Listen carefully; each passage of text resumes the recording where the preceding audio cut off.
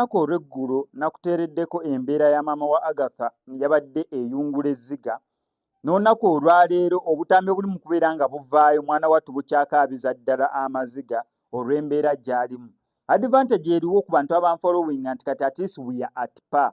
Wano ku SMX Media tukola story ate netubuukira n'eri netubuukira n'eri netubuukira n'eri ng'eno kyetaaga okubeera ng'omanya ebigifaako.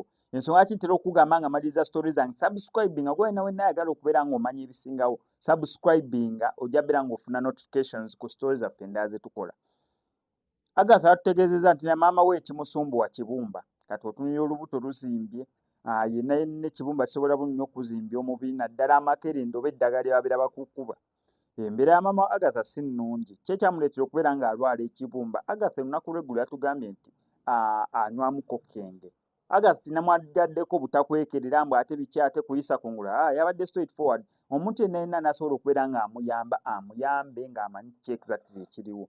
So maama wa Agatha yalwala ekibumba, ekyalwaza ekibumba maama we kubeera ng'anywamu kenge. Ki ekinywesa maama wa akenge? Stress n'ebizibu ebirala by'atasobodde kubeera nga ayogerako. N'ebyo byamuleetera okubeera ng'atandika okunywekereza akenge nga wabeera takayiyeeyo ate awulira bubi bw'atyo ekibumbe ne kyeyongera okubeera nga kirwala.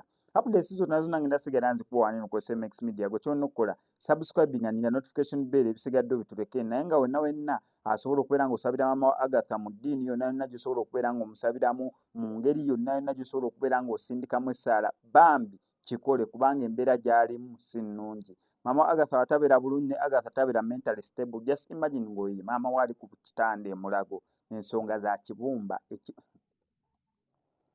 kankusaba subscribing on ku notification bell eyo tojja kubeera ng'omissinga updates naddala nga zino.